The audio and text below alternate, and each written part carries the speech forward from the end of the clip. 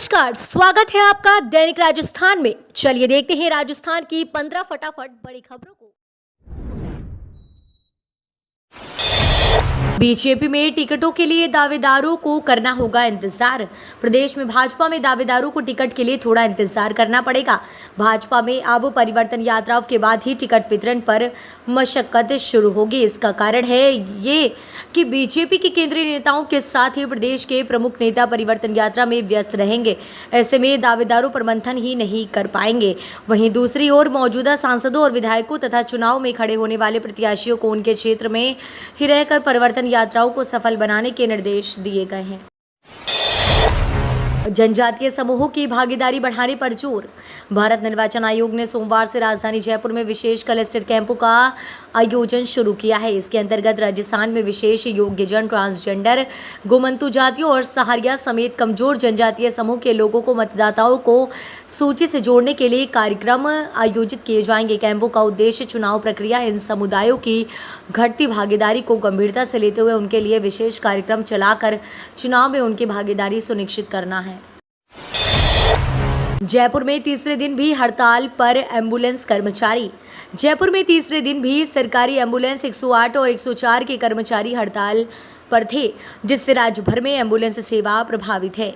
NHM के additional director और प्रदर्शनकारियों के बीच बातचीत से भी कोई हल नहीं निकला। हड़ताल का असर मरीजों पर पड़ रहा है। मरीज ऑटो व दूसरे वाहनों से इलाज के लिए अस्पताल पहुंच रहे हैं। एम्बुलेंस कर्मचारी 1 साल से ठेका खत्म करके संविदा कर्मी कमेटी में शामिल करने की मांग कर रहे हैं। जयपुर में चारों दिशाओं में बनेंगे नए बस स्टैंड, यात्रियों को मिलेगी राहत। राजधानी जयपुर में बढ़ती भीड़ को कम करने के लिए राजस्थान रोडवेज ने जयपुर शहर में नए बस स्टैंड बनाने की दिशा में काम करना शुरू कर दिया है। सीएम गहलोत ने अपने बजट भाषण में जयपुर से निकलने वाले सभी बड़े हाईवे पर बस स्टैंड बनाने की घोषणा की थी। फिलहाल अजमेर रोड पर काम शुरू हो चुका है। जल्द ही इन बस स्टैंड से बसों का संचालन किया जाएगा। राजधानी के सबसे बड़े सरकारी बस डिपो सिंधी कैंप पर रोज लाखों की भीड़ उमड़ती है। आपने राजस्थान में खेला चुनावी दाव। केजरीवाल बोले 300 यूनिट बिजली मुफ्त देंगे। राजस्थान में विधानसभा चुनाव से पहले आम आदमी पार्टी ने भी सूबे में अपने पांव जमाने के शुरू कर दिए हैं। चुनाव से आपने कल जयपुर में बड़ा कार्यक्रम आयोजित कर चुनावी दाव खेलते हुए राजस्थान की जनता को 6 गारंटी दी। पार्टी के संयोजक एवं दिल्ली के सीएम अरविंद केजरीवाल ने कहा कि एक मौका दे, 300 यूनिट बिजली मुफ्त देंगे, सभी कच्चे टीचर्स को पक्का करेंगे, पूरा इलाज फ्री करने की व्यवस्था करेंगे, शहीद सम्मान राशि 1 करोड़ की जाएगी, सभी कच्चे कर्मचारियों को पक्का किया जाएगा, सभी बच्चों के लिए रोजगार की व्यवस्था की जाएगी। राजस्थान में मौसम ने ली करवट, बारिश की संभावना। राजस्थान में एक बार फिर मौसम बदलने वाला है। मौसम विभाग के मुताबिक उत्तरी बंगाल की खाड़ी में एक साइक्लोन बना हुआ है। इसके प्रभाव से अगले 24 घंटे में एक कम दबाव का क्षेत्र बनने की संभावना है। इसके प्रभाव से गरज चमक के साथ बारिश होने के आसार हैं। राज्य में 6 और 7 सितंबर से कोटा, भरतपुर, उदयपुर और जयपुर संभाग के कुछ भागों में बारिश हो सकती है। एनडीए नाम खतरनाक, कभी हम भी हार गए थे। केंद्रीय रक्षा मंत्री राजनाथ सिंह ने सोमवार को कहा कि एनडीए नाम विपक्षी दलों के गठबंधन को बर्बाद करने वाला साबित हो सकता है। बीजेपी ने कभी इंडिया शाइनिंग का नारा दिया था और चुनाव हार गई थी। अब इंडिया गठबंधन की हार भी तय है। इंडिया गठबंधन किसी विकास के मुद्दे पर नहीं, केवल मोदी को सत्ता से बाहर रखने के लिए बनाया गया है। राजनाथ सिंह रूडीचा धाम में एक जनसभा को संबोधित कर रहे थे। उन्होंने यहां से भाजपा के परिवर्तन संकल्प रथ को हरी झंडी दिखाई। इंडियन कोस्ट गार्ड में नाविक पदों पर निकली भर्ती। 10वीं पास 8 सितंबर से कर सकते हैं आवेदन। इंडियन कोस्ट गार्ड ने अपनी आधिकारिक वेबसाइट पर नाविक भर्ती अधिसूचना 2023 जारी की है। इस भर्ती के लिए नाविक और यांत्रिक के कुल 350 पदों को भरा जाएगा। अभ्यर्थी 8 सितंबर से 22 सितंबर 2023 तक ऑनलाइन आवेदन कर सकेंगे। आवेदन करने के लिए उम्मीदवार ने किसी भी मान्यता प्राप्त बोर्ड से 10वीं और 12वीं उत्तीर्ण कर ली है। केवल पुरुष अभ्यर्थी इन पदों के लिए आवेदन कर सकते हैं। राजस्थान सहित अन्य राज्यों के अभ्यर्थी इस भर्ती के लिए आवेदन कर सकते हैं। राज्य स्तरीय कमेटी ने कोचिंग स्टूडेंट्स से किया संवाद, तनाव कम करने पर रहा जोर। शिक्षा नगरी में कोचिंग स्टूडेंट्स को पढ़ाई के साथ कैसे खुशनुमा माहौल दिया जाए ताकि वे तनाव से दूर रहें और किसी तरह का अनुचित कदम नहीं उठाएं। इस पर मंथन के लिए शिक्षा विभाग के प्रमुख शासन सचिव भवानी सिंह देथा के नेतृत्व में राज्य स्तरीय कमेटी सोमवार को कोटा पहुंची। कमेटी के सदस्यों ने कोचिंग स्टूडेंट्स से संवाद किया और लगातार बैठकें कर मंथन किया। बैठक में एक्सपर्ट्स ने स्टूडेंट्स को तनाव रहित अध्ययन कराने पर जोर दिया। बैठक में ये बात भी सामने आई कि टेस्ट बंद नहीं किए जाएं, साथ ही फीस रिफंड की प्रक्रिया सरल की जाए। सबसे पहले कोचिंग संस्थानों के काउंसलर्स, मेडिकल कॉलेज प्रोफेसर्स तथा प्रसूति विशेषज्ञ के साथ मनोचिकित्सक बैठक का आयोजन किया गया। अनुकंपा नियुक्ति के 26 प्रकरणों में स्थिरता, गहलोत ने दी मंजूरी। मुख्यमंत्री अशोक गहलोत ने राजकीय क्रमिक के मृत्यु के उपरांत अनुकंपा नियुक्ति के लिए आवेदन के 26 प्रकरणों में स्थिरता प्रदान की है। गहलोत के इस निर्णय से मृतक आश्रित परिवारों को संबल मिल सकेगा।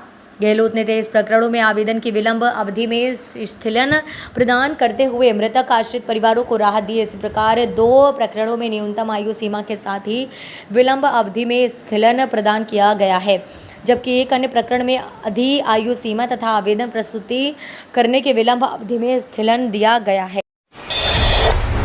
31 दिसंबर तक बढ़ाई गई एमनेस्टी योजना की समयावधि।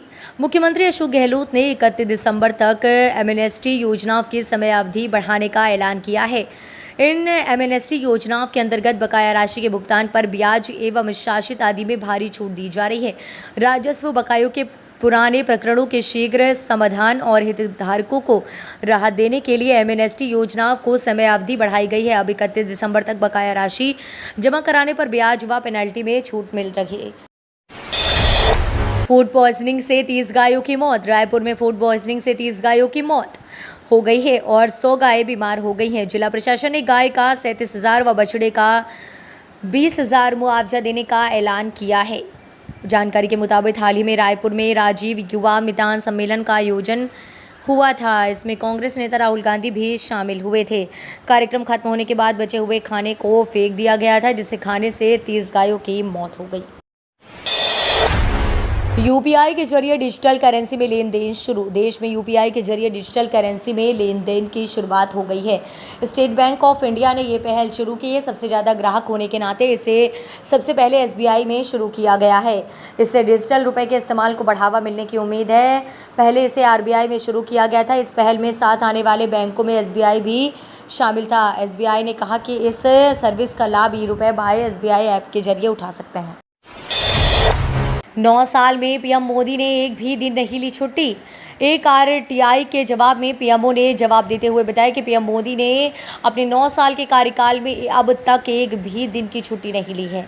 पीएमओ के अनुसार पीएम मोदी हमेशा ऑन ड्यूटी रहते हैं। प्रफुल्ल शारदा ने आरटीआई के जरिए पीएमओ से जानकारी मांगी थी कि पीएम मोदी ने 2014 में पदभार संभालने के बाद से अब तक कितने दिन ऑफिस में उपस्थिति दर्ज कराई है। वसुंधरा राजे हथियार डालने को राजी नहीं। राजस्थान में पूर्व सीएम वसुंधरा राजे हथियार डालने के लिए तैयार नहीं है। सियासी जानकारों का कहना है कि वसुंधरा राजे को लेकर बीजेपी आला कमान पशोपेश में है। बगावत की डर से ही बीजेपी ने किसी स्थानीय नेता को आगे नहीं किया है। माना जा रहा है कि बीजेपी सत्ता में आती है तो वसुंधरा राजे की नाराजगी बीजेपी को वैसे ही भारी पड़ सकती है जैसे कांग्रेस को सचिन पायलट की पड़ी थी। वसुंधरा राजे ने धार्मिक यात्राओं के जरिए इशारों में संकेत भी दे दिए हैं। आगामी दिनों में वसुंधरा राजे का नया रूप देखने को मिल सकता है। सियासी जानकारों का कहना है कि बीजेपी आला कमान के सामने वसुंधरा राजे कैंप को साधना बड़ी चुनौती हो सकता है।